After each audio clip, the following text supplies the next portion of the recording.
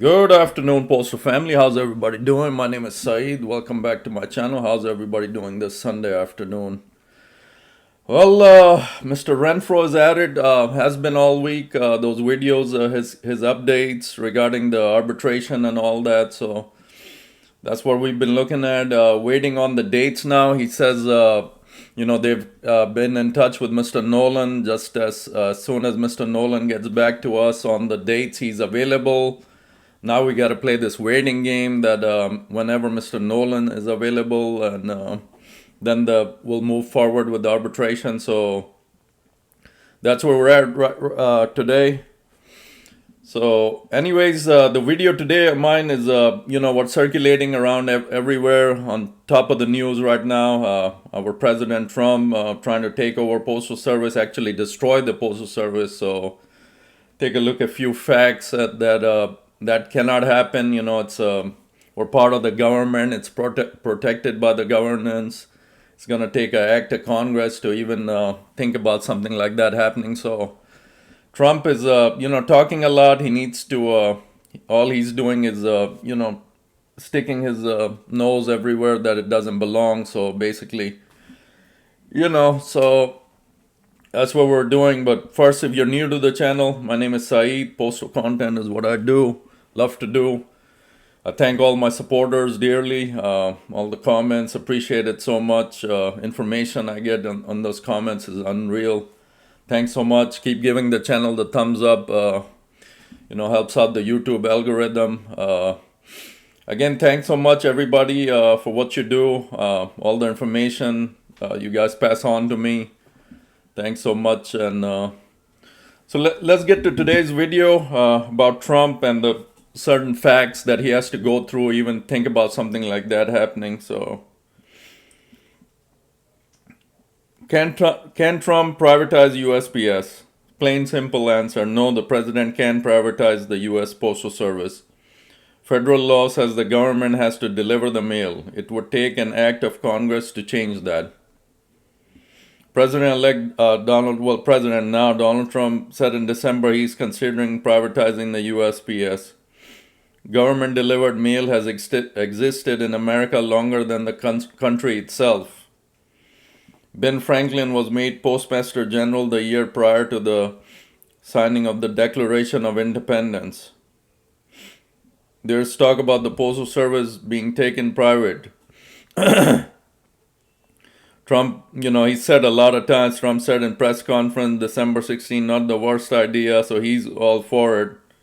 Can the president privatize the USPS? Answer is no.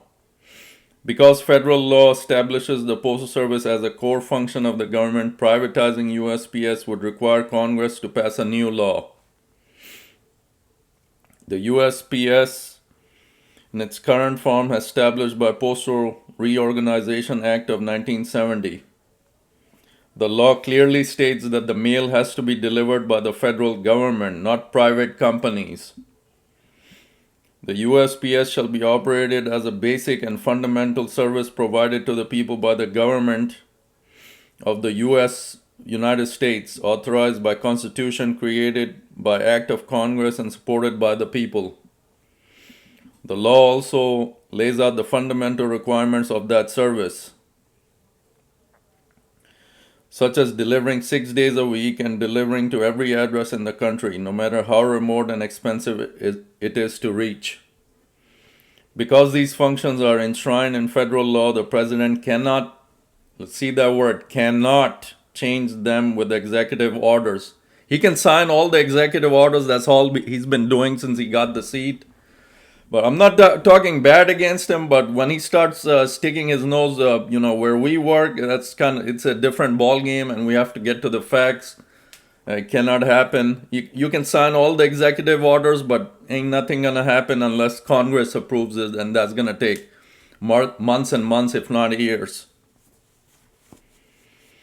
Because these functions are enshrined in federal law, the president cannot change them with executive orders. The Postal Service is a part of the federal government under Title 39 of the U.S. Code.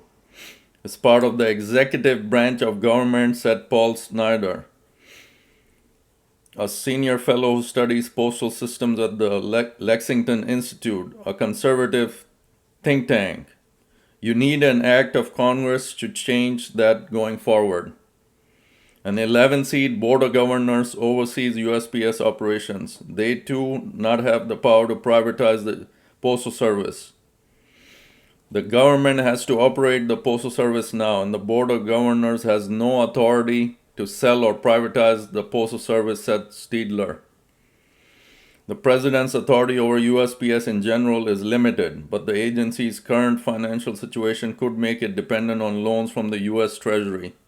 We know that Postal Service has been getting all the, the financial aid, all the billions of dollars. So that's just the question, how those bailout money that they get from the federal government.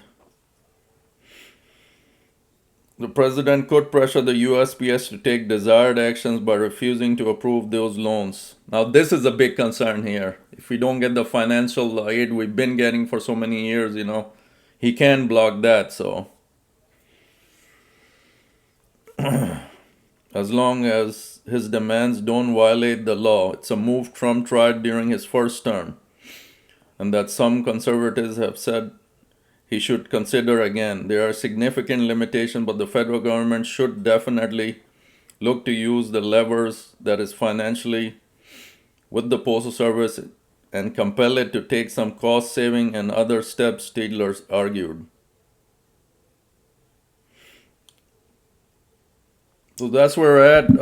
Wanted to share some of the facts that, this thing has been all over the news last few days. That Trump this and that, executive order coming, he's going to destroy the board of governors and then ultimately destroy the post office as we know it. It's not going to happen. He's got to go through Congress. He can sign as many executive orders as he wants, but highly unlikely anything gets done very quickly like that. This is a very sophisticated matter. We're part of the Constitution, and it's going to take years and years to have something like that even happen. But like I mentioned, the aid that the government gives us, the bailouts and all that, I don't know where the current situation is all a mess right now with the Joy also leaving. That's a separate video I got to get to. The Joy his time is up. He's calling it quits. He's waiting for the next postmaster to be selected by the board of governors. So he created this 10-year plan, but just not even halfway through, he's bailing out. So he must have seen some bad things. But I think what ultimately led to the Joy's calling it quits, it's the senators grilling him so much that, the poor guy just couldn't handle it. Watching him getting grilled, it was an amazing, left and right congressmen grilling him. Their service is bad, really bad. Their constituents, especially that congressman from Atlanta. So, at his age, the Joy, it's not a surprise that he's bailing out. He can't handle all that mess. And the Delivering for America plan that he created, has his ups and downs. But, now for the next Postmaster General to come into this mess,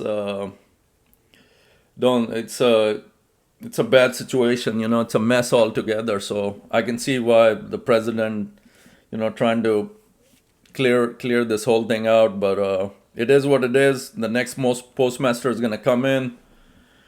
Board of Governors is going to select whoever that's going to be. And that person, he or she, will be thrown into this mess to continue Delivering for America plan. Now, we don't know that whole thing. It's come to a halt. Whether that whole plan will be stopped or it will continue is just a lot of questions right now. With the Joy now stepping down and all that Trump confusion going on.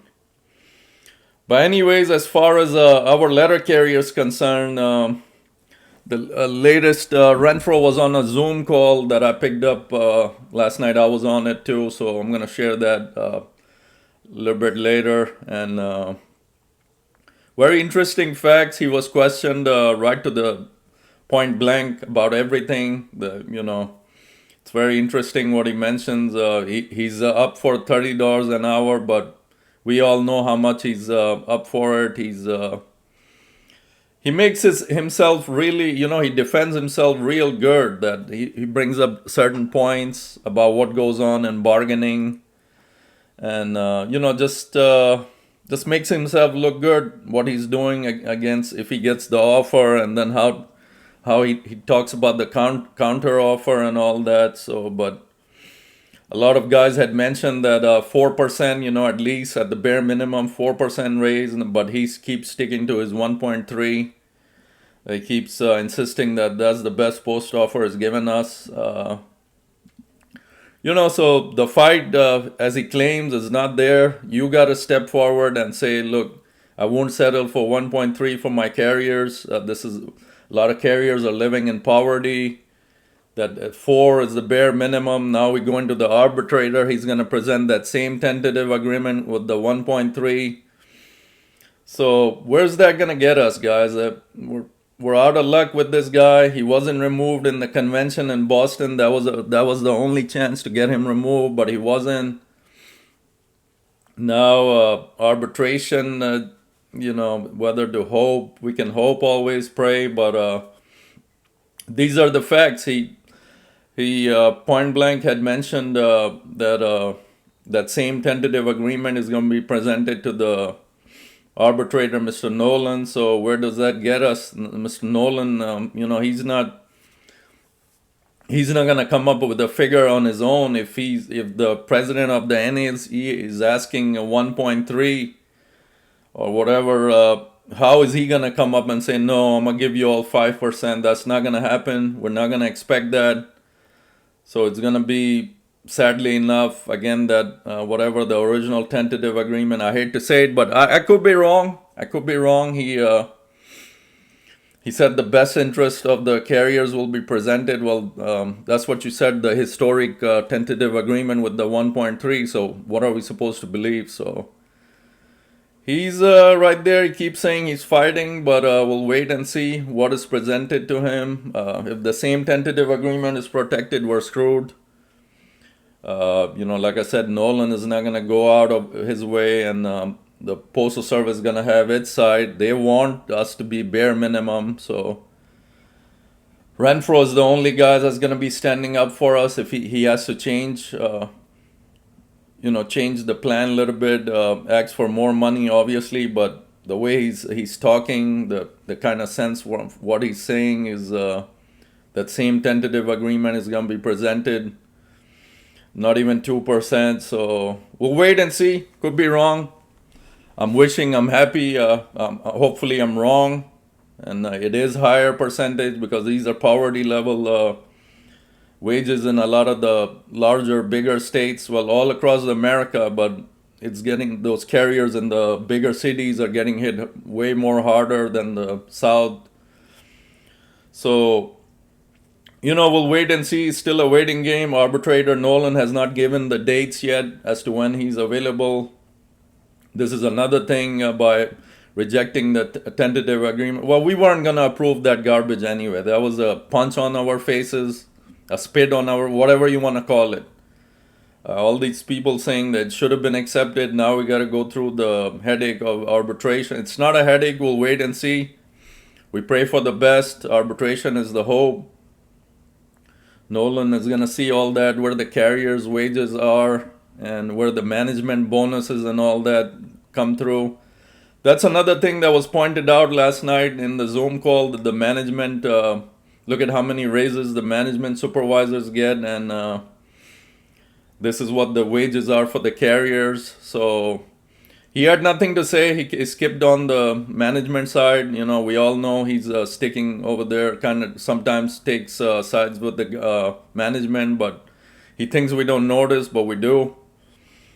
So that's sadly the situation right now. But we're still going to pray. We're still going to have hope in arbitration. So don't get yourselves down, carriers. We work hard out there. So always, keep the faith alive. But this is the reality we're facing right now. So keep your heads up, guys. There's always a better day. Arbitration will help us out. The decision we made to reject the tentative agreement was not the wrong one. It was the right one. And we're going to see what happens with Mr. Nolan. So that's it for today's video. I just want to go over what the law says as far as Trump doing his talking with all the executive orders trying to break up the USPS. So it ain't going to happen. It ain't going to happen. If he puts in for it with the Congress, it's going to take years and years of deliberation and all that. So please keep yourselves in a positive state. Always stay good out there. Stay safe. And God will help us. Stay positive, guys. Thanks. Take care.